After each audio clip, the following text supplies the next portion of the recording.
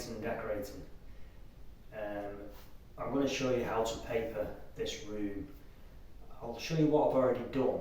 I'll show you what I'm about to do. Okay, so far I've fitted a coving, which was not easy because the ceiling is all shapes, and I've actually papered the ceiling. Now it's not been emulsioned yet, so you can just see the joints on that, but once that's emulsioned that'll be fine. All the walls have been filled, so I'm about to sand them down. There's not much to do. I did do a lot of filling around here, but because I've got it nice and smooth, there's not loads of sanding. So first off, I'm going to sand everything down and then give it a coat with diluted PVA. That's my gear to paper the walls. Scissors, you can use snap blades, plumb bob, you can use a spirit level, laser, paper hanging brush, you can use a spatula if you want, pencils, pasting brush. I've got my paste there, that's Solvite, and that's the paper. Super fresco. Now, it should be quite easy to do this one. Let's have a quick look. Yeah. Zero match. And you also need an overlap adhesive for the corners when you overlap the paper. I'll show you that when we come to it. So I'm going to sand the walls down first. Gloves, mask, sandpaper, get the walls sanded. All that wall has been sanded and it's been sealed with diluted PVA, and I've wiped everything over. So your next stage after that is to work out the way you're going to do your paper. You're always better starting with the window wall first and then working away from the natural light and usually finishing in a corner. Every room is different, as you can see. That window is placed to one side and there's actually no top to it, there's no lintel on that. So it's quite easy to paper in a way, but you have got to work it out still. So my first length is going to go on here, making sure I've got a bit of an overlap. So when you cut off, your first length will be there and come round there, and then I'll work it in at the bottom, and I'm going to actually splice the paper across there instead of putting a full length in. You won't see it, the paper's getting emulsioned anyway, and the curtains are going to hide that, so you won't see that. And then finish off to that corner, and then there, another piece on down there, finishing to there, and then across that wall, around the box, and across this wall.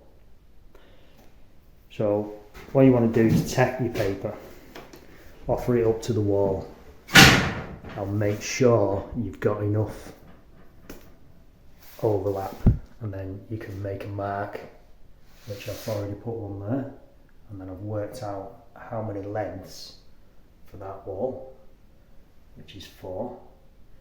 So I'm going to actually plumb a line down there now using my plumb bob. So taking your plumb bob, you put your string on the line that you've made, usually starting from the top up there on your steps. You can see I've already done it really.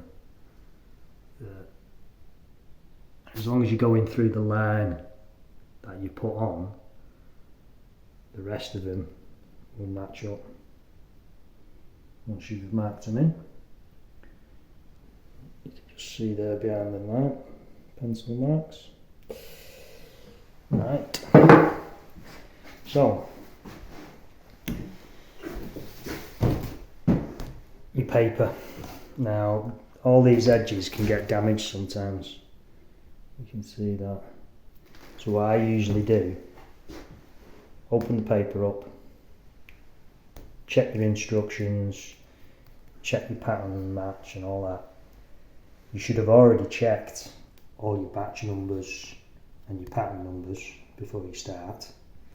On your instructions it will tell you the soaking time, which that one's 5 minutes. Every paper's different. Paste the wallpapers you don't soak.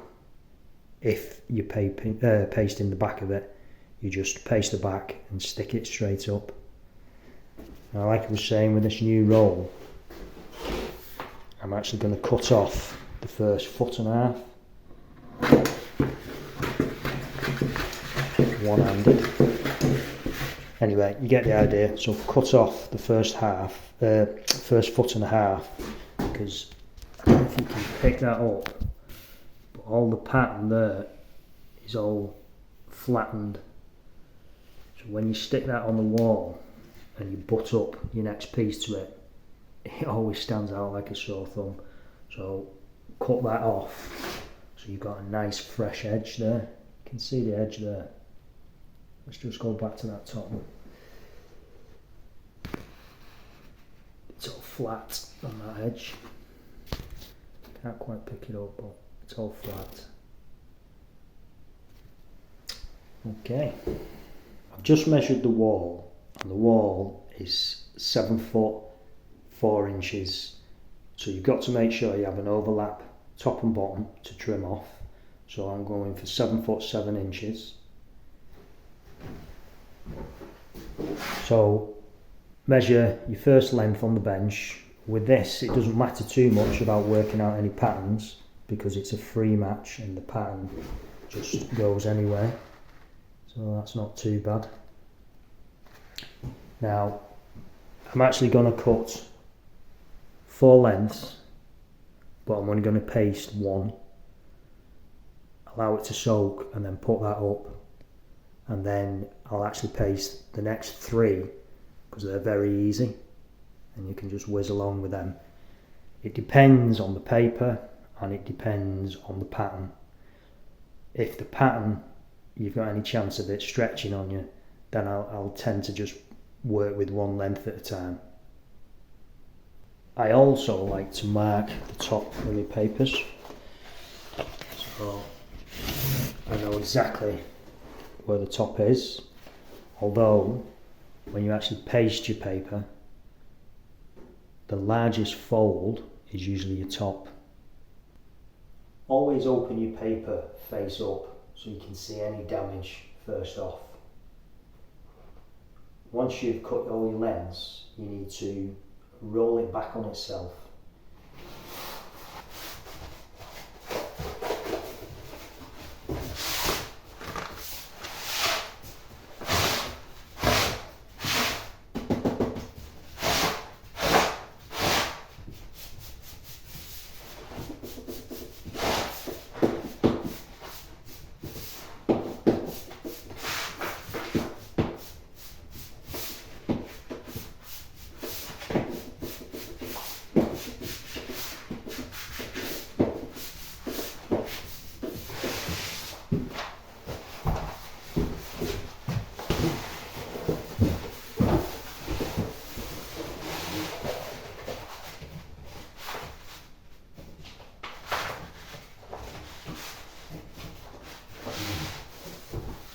Allow them to sit at the centre of your bench.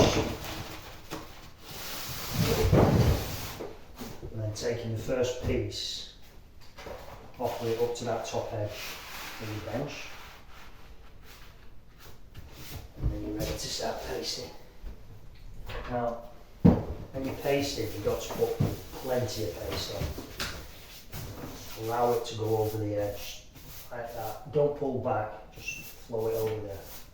If you pull it back, you'll get paste under the edge of the paper.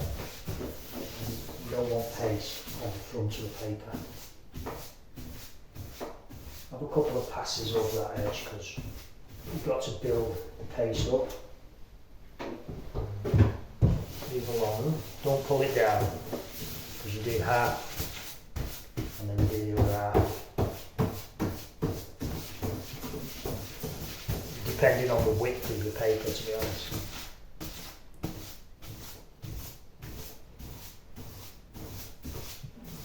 Never take anything for granted. Everything's different. Don't trust everything the same. And pull it down to that bottom edge.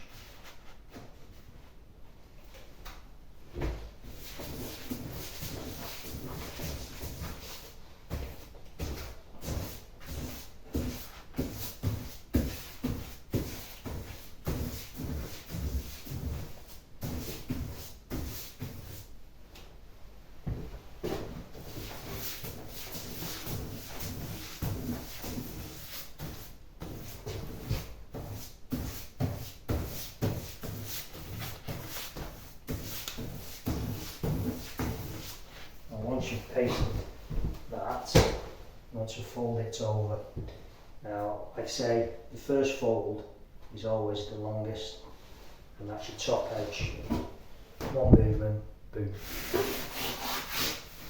And keep the edges nice and together. And just finish off that bottom bit, just the same.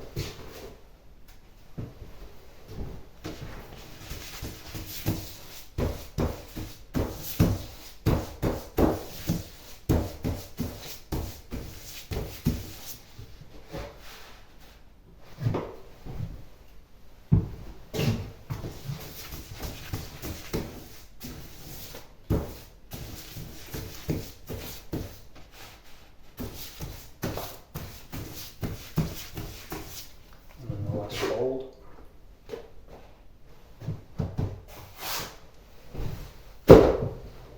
Now I'm going to allow that to soak for 5 minutes and then stick it up. I always time my paper so every length has exactly the same length of time soaking. But I don't waste my 4 minutes or 5 minutes while it's soaking. While that's soaking, I will actually start sanding that wall and getting that ready for the paper. The paper's ready to go up now, and I've got a damp cloth with me to wipe any paste off anything. Now, opening your paper up, I always allow it to drop onto my foot so it doesn't hit the floor, and then offering the paper up towards the line, not flat onto the wall, always bend your paper slightly, and then find where your plumb line is. And then what you want to do is work it down the plumb line so you know it's on all your marks before you start to remove the air from the back of the paper. You're not actually trying to push the paste out everywhere, you're just removing the bubbles. So lightly push it out. Now I'm still following that line there, making sure it's on. And at the top here I've got to make a relief cut. So I'm just going to allow it to tuck under the cove in there, and then I'm going to put a small cut on the corner. And that just allows that piece to go around the corner there. But I'm not going to fold it around totally, I'm just going to allow it to stick on that side while I come down to the bottom bit near the window.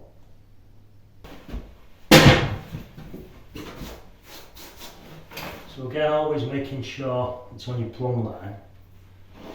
And now work out across to where the window ledge is. Now you can either put a pencil line to the end, or you can just follow it sometimes, because I know exactly where it is anyway.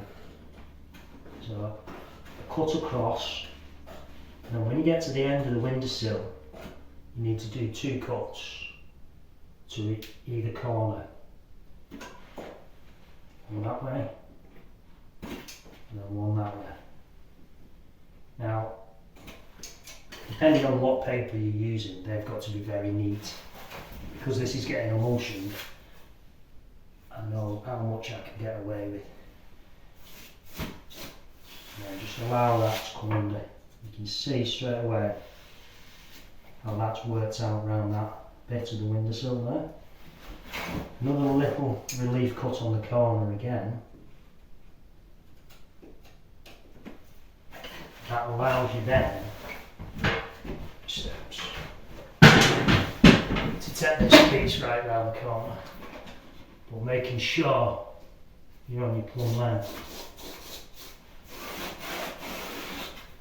Usually feed it round from the centre and work each side up and down slowly. You usually find they're pretty straight, these. When the plasterers are doing the job, they usually put these on pretty straight.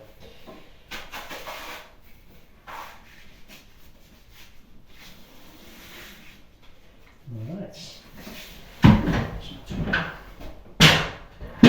And then this bottom bit here,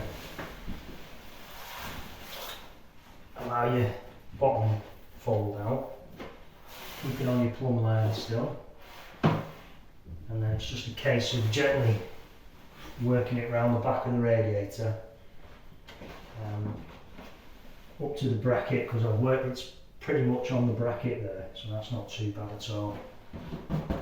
So just be careful with it, because wet paper doesn't take much to rip it at all.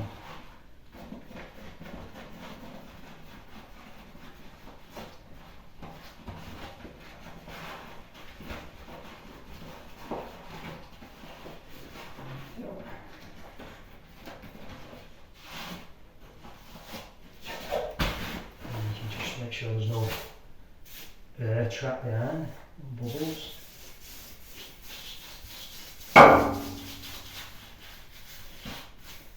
It's on the plumb line. There you go. So really now all I'm left with is the trimming off. A couple of small cuts just to let the paper flow better around that corner. They're called relief cuts.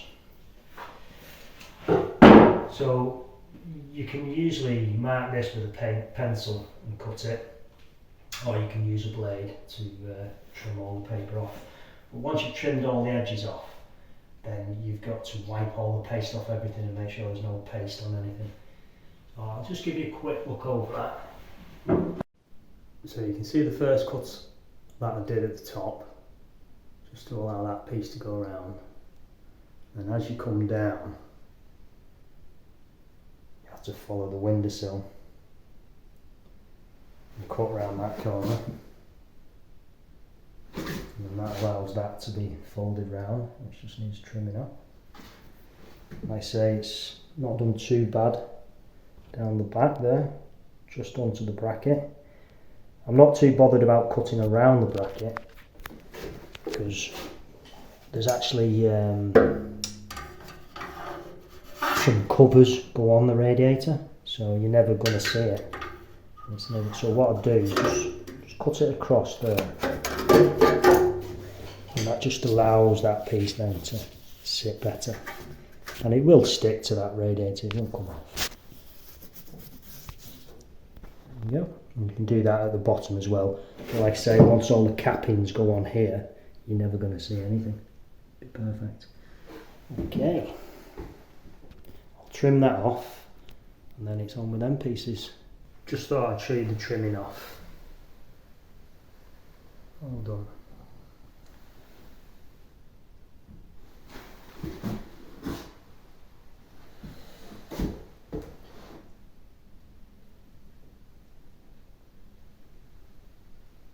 So I'm going to paste the next 3 lengths and then stick them up. Going well at the minute.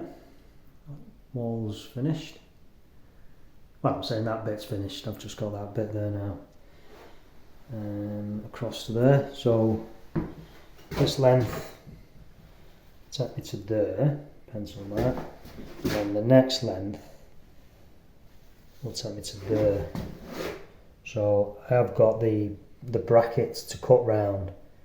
What we usually do is put your length on and you try and tuck it behind best you can to find the top edge of that bracket, and then you mark it, pull your paper back up, cut straight up to the top where you've marked it, and then you feed it down the back. Again, it doesn't matter too much about trimming it off round the brackets because you'll never see it, as long as it's nicely stuck to the wall and doesn't peel back up. It's not too bad. So then that one, I'm going to allow it to come down. You can just see there where I've made that relief cut, so it's going to stick to the wall. So the next one that comes down, I'm just going to do another relief cut and then allow it to drop down that back bit.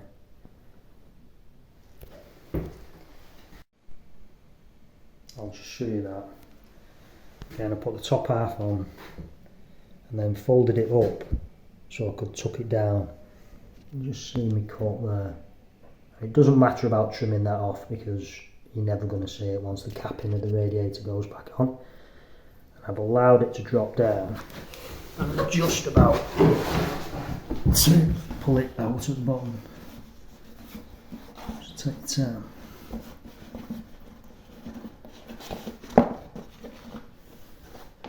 Yeah. So then you make sure there's no bubbles, make sure you're not overlapped on your joints, and all you've got to do is trim it off and wipe off the paste. It's always good to have rules because it makes your decorating so much easier. So that piece, again, I've put it on, I've folded it down the back, found out where the bracket is.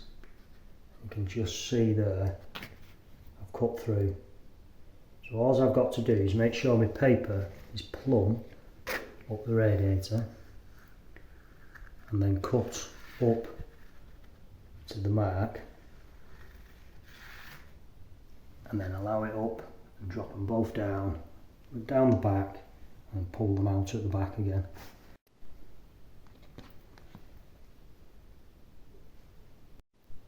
There you go.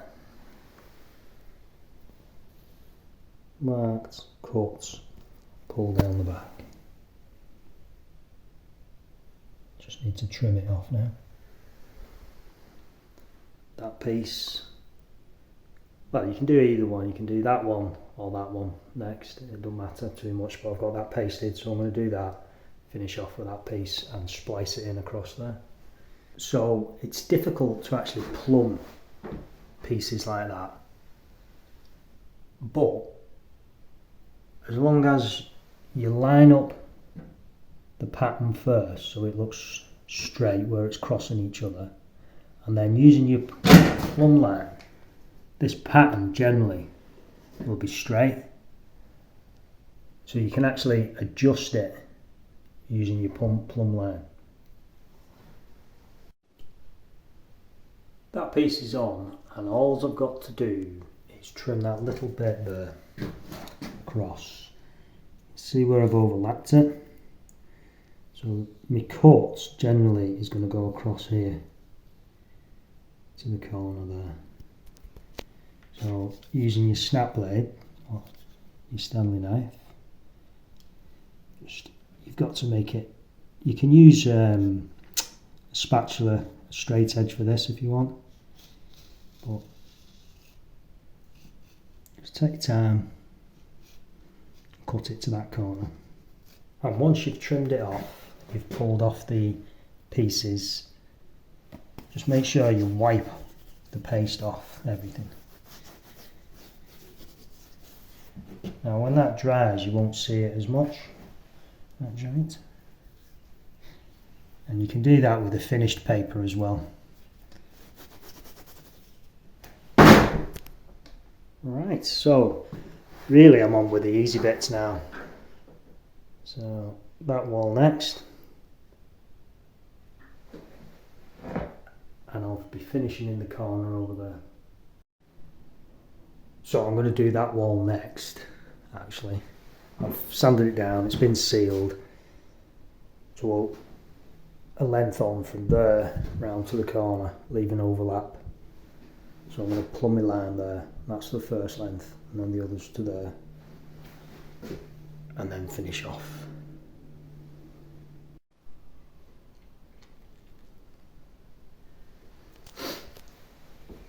It's on the plumb line.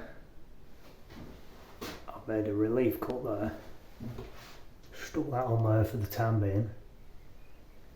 I'm going to finish to the bottom, another relief cut, and then work it around the corner, working from the middle, up and down and out.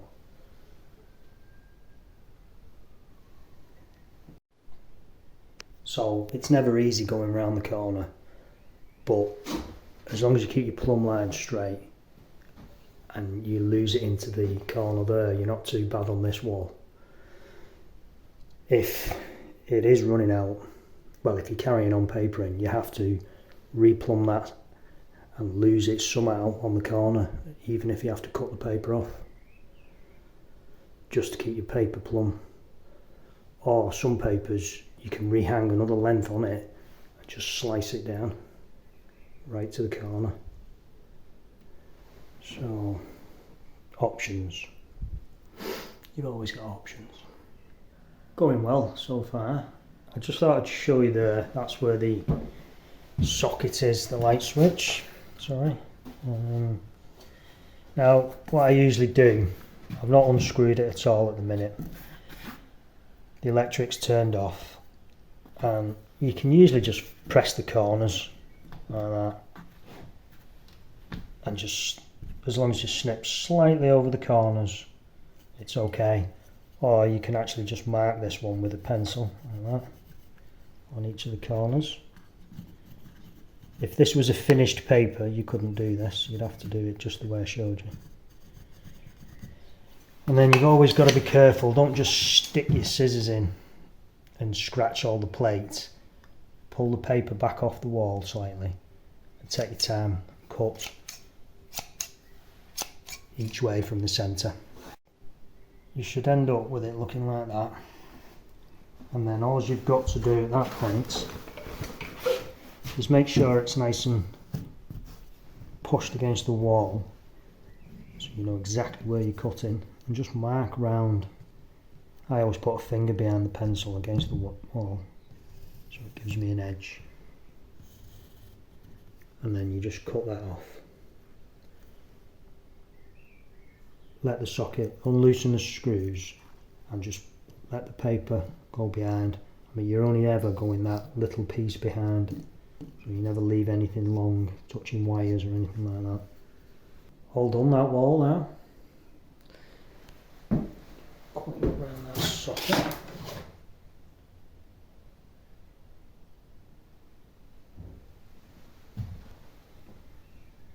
It's just slightly overlapped around the corner. So let's say that way around. Every room you paper is going to be different somehow, especially if you're doing a feature wall. So obviously you leave that to last and you can split it in the centre and work either way. Sometimes if you're putting the same paper on and you've got a fireplace, you might be better working out your pattern off the fireplace and then going around the rest of the room working like that. Right, I'll show you the finish once these are done. One thing you need in these corners is an overlap adhesive. So it's like a glue, because vinyl to vinyl doesn't stick with normal paste. It might do with some of these ready mix pastes with added PVA, but with this normal Solvite it doesn't. So you have to put the glue on to allow that to stick, otherwise it'll just peel back to there. Well, that's the papering finished. Just finished in that corner there. So looking good. That's a room papered in a day. And a few selfies. And a video to come. All in 24 hours.